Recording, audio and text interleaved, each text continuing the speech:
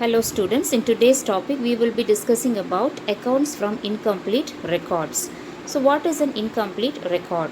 Certain organizations like the sole proprietorship and the partnership, which usually runs on a small scale business type, will not follow all the maintenance of accounts. So there will be certain transactions actually followed or maintained, whereas certain transactions will be ignored. This is normally done in order to facilitate their need, so which we call as it is based on the necessity. So what are the normal accounts that these kind of small scale organizations follow? First will be the cash accounts, of course, because cash transaction will be a must. So obviously definitely they will be maintaining cash transactions, and that too it is to be seen that these cash transaction will have a mixed transaction. What do you mean by a mixed transaction? It will include some of the even personal transactions of the actual owner, or the it could be the owner in the case of sole proprietorship, or it could be the partners. So there could be a mixture of both business accounts as well as the personal accounts. This is how a cash account normally actually shows up, and followed by also certain personal accounts. Usually, what do you mean by personal accounts? So two personal accounts normally that we do in the business is that the maintenance of debtors account and the creditors account. What do you mean by debtors account? That is cash receipt from customers need to be maintained. Similarly, when you have purchased goods from your suppliers, okay, it could be maybe on a cash. Sometimes if it is on a credit basis, in that case you have to note down how much cash is need to be payable to the creditors. So the other transactions, if you say, or accounts, they are only partially recorded according to their necessity. And also it is to be noted that both the debit and credit aspects are not recorded. So if you take these kind of accounts, that is what we mention as incomplete records, which is also referred to as an incomplete and unscientific way of bookkeeping. So that is why the other name that it has got is called as a single entry system of bookkeeping. Okay, so now how will these business find out, how will they actually proceed to find out the profit or loss, is what we are going to see here. So a question may arise, is it possible to find out for the profit or loss, or even can they know the financial position when the accounts are going to be incomplete and inappropriate? Of course they can. How could they arrive at? That's what we will see now.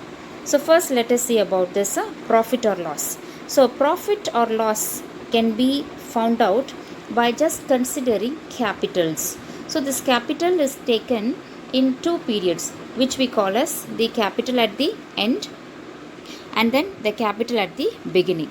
Otherwise it is also called as the opening capital and the closing capital. Okay, so the beginning capital is called as the opening capital, and the capital at the end is referred to as the closing capital. Just arrive at the difference between this closing capital and the opening capital, and you will note that the resultant figure will be the profit made, or it could be the loss incurred. Most of the cases, okay, though there may be a profit, at times there can also be losses experienced in the business. So now let us just proceed to get into the process of finding out this profit or loss with the help of a statement of affairs. So statement of affairs will be the first step. How do we do this? This normally resembles a balance sheet. So but with a difference. A balance sheet actually sets out the assets and liabilities on a particular date, and this assets and liabilities normally will get an equalized value. It will be equal on both sides. But coming to the statement of affairs, which is also prepared on a particular date, will leave a balance. That means the assets and liabilities items will be recorded, but you will see that the total of assets normally exceeds that of a liability, and hence the difference is placed in the liability as the capital. Depending upon the period, whether it is capital at the beginning, we call it as an opening capital as a balancing figure. And then when you prepare a statement of affairs during the end of the year, then you will have a balance as the closing capital. So this is normally called as two different terms, in two different terms. One we call as a net worth method. So why we call it as a net worth method? Because a net worth method reveals the amount of capital. Okay, will reveal how much capital is actually remaining at the beginning or at the end. There is also another term which is referred to as a capital comparison method. Okay, you can see there. So because the capital between two dates are actually compared. What are those two dates? It is nothing but capital at the end and capital at the beginning, which we call as closing capital and then the opening capital. So first we take the closing capital first, and then you subtract from this the opening capital, which will give you either a profit or a loss. So the difference will leave you either the profit earned during the specified period or whether loss is incurred. So how do you say a profit? When there is an increase in capital, okay, which we say as a net worth, then you call it as the profit. Okay, whereas when there is going to be a loss, this will be because of the decrease in capital. So increase in capital will bring you profit, whereas decrease in capital will bring you a loss. So based on this situation, we will next proceed to find out the profit or loss. So first step will be statement of affairs. In two parts we will be preparing. So to know the opening capital, and the next statement of affairs is open to know the closing capital.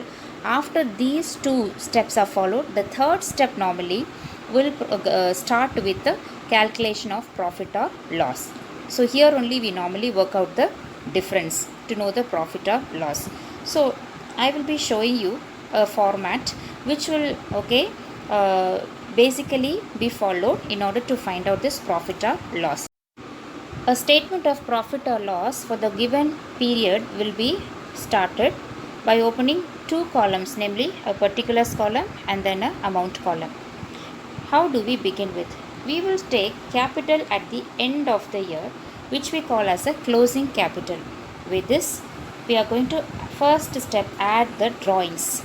So what is drawings? This will be the cash taken by the proprietor from the business for his personal use. This may also include goods taken by the proprietor for his personal use. So these terms are all familiar. So what do we do as a next step? You will actually add the drawings. The moment you add the drawings, you are left with this amount. Okay, this is a total of these two values. Next, the problem will also show you the additional capital made or introduced. What do? You just have to. So previously what did we do? We added drawings. Next, what we are going to do? We are going to subtract this additional capital. After you subtract, you will be getting this value. Okay, students. Now, from this value, you will be given in the problem the opening capital. What do? This you will subtract.